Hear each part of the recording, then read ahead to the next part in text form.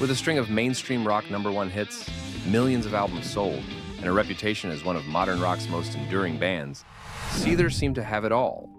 Their songs became anthems for a generation that felt bruised, misunderstood, and defiant. On the surface, they were the picture of post-grunge success. Platinum albums, sold-out arenas, and a sound that defined an era. But behind the global success was a turbulent journey through personal demons, industry battles, and profound tragedy.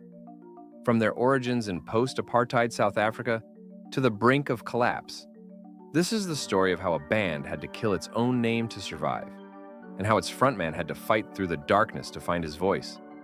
It's a story of pain, resilience, and the relentless search for beauty in negative spaces. The story of Seether doesn't begin in Los Angeles or New York.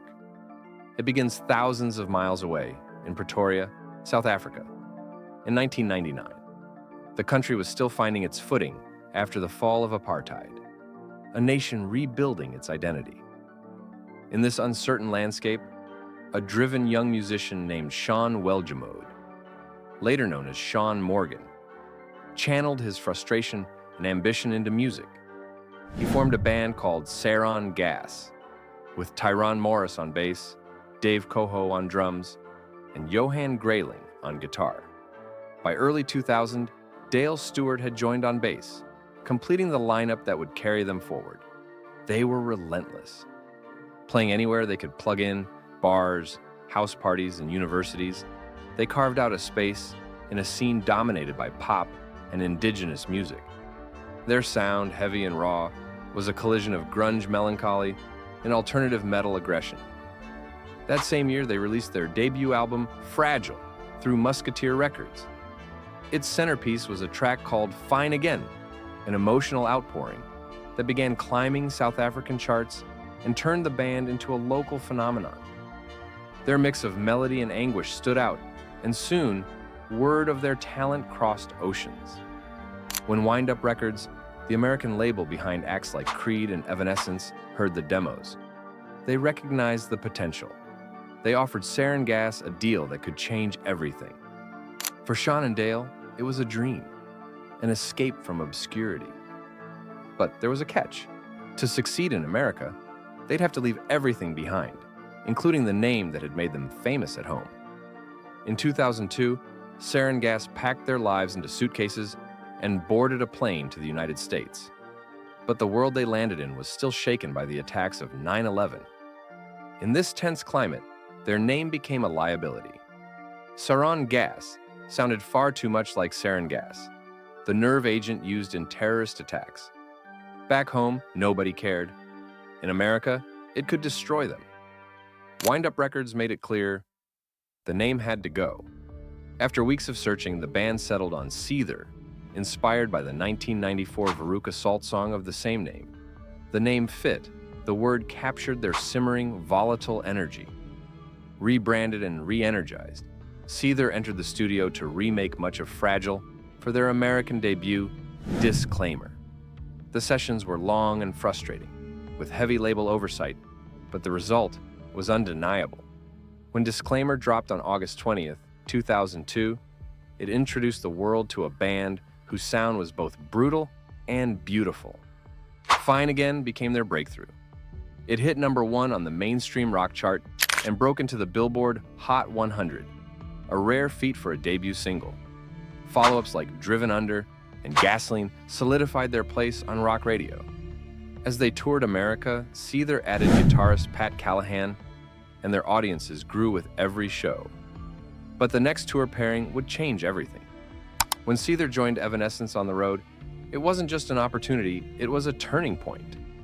The collaboration that followed would deliver their biggest hit and their most complicated heartbreak.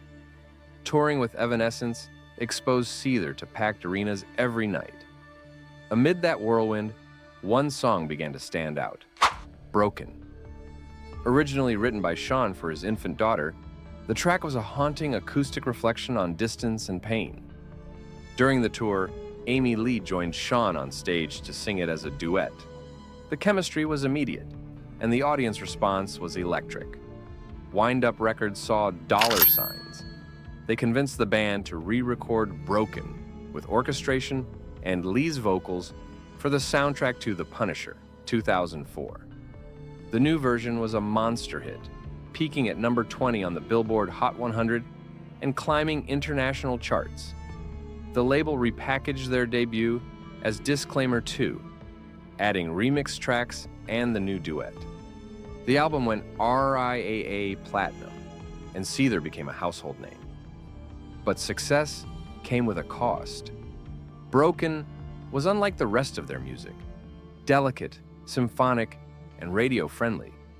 It didn't represent the band's core sound. Sean began to resent it, feeling the song's popularity overshadowed everything else they had built.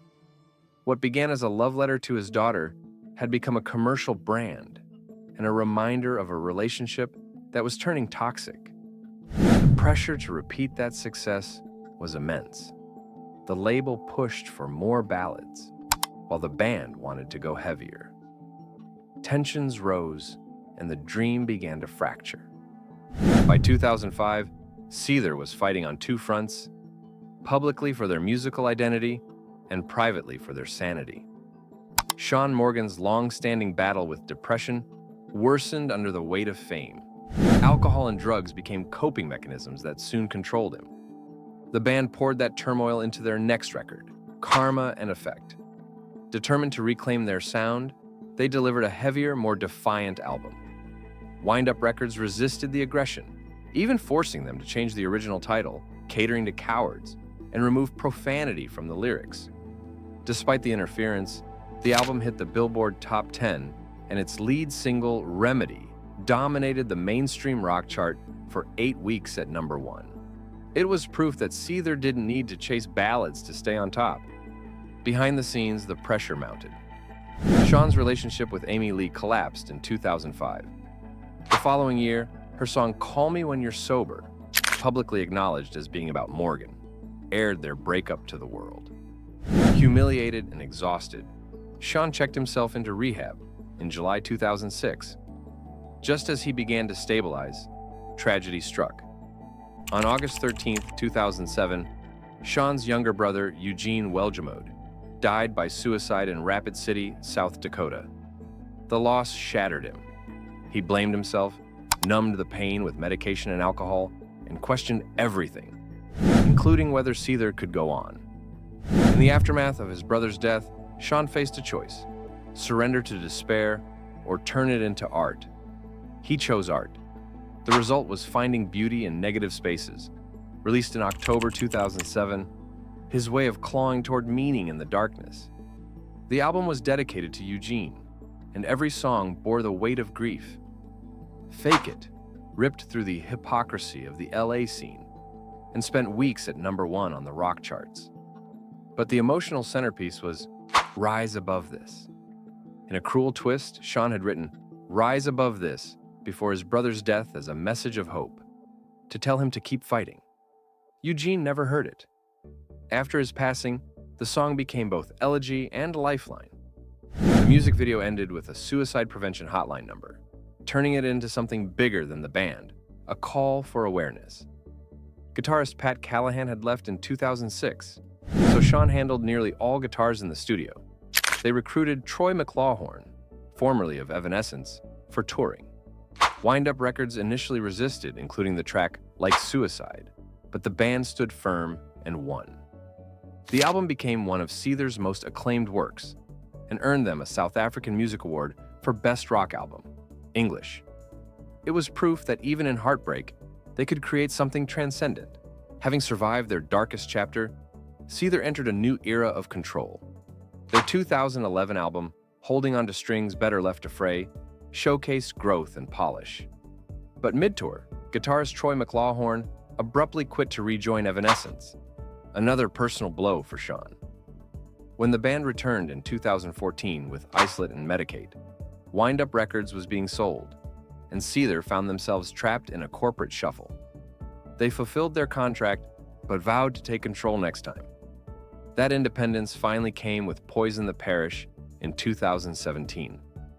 For the first time, Sean Morgan produced the album himself under his own imprint, Canine Riot Records. It was a full-circle moment. Raw, heavy, and pure Seether, the sound of freedom.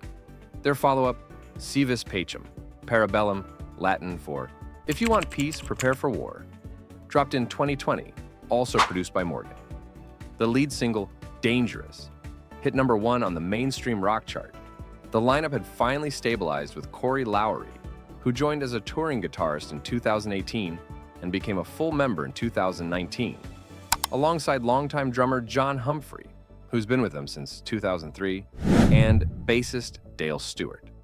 But Seether's greatest act of redemption came not from a song, but from a cause. In 2012, Sean founded the Rise Above Fest, named after the song he wrote for Eugene. Partnering with SAVE, Suicide Awareness Voices of Education, the festival grew into one of the largest suicide prevention events in rock, featuring major acts like Godsmack, Korn, Slash, and Papa Roach. For Sean, it was personal. He once said, "I lost my brother in 2007 to suicide, and it never gets easier. If this festival helps one person reconsider that tragic choice, it'll be the greatest success of my career." From the dust of Pretoria to the heights of the global rock stage, Seether's journey is one of relentless perseverance. They battled record labels that tried to tame their sound, personal demons that nearly silenced their voice, and a tragedy that could have ended everything. Through it all, Sean Morgan transformed pain into power and suffering into purpose. Seether's legacy isn't measured only in platinum records or chart toppers, but in survival, growth, and the ability to give meaning to the darkest parts of life. They didn't just endure, they rose. And in the process, they proved that even in the most negative spaces, something beautiful can still emerge.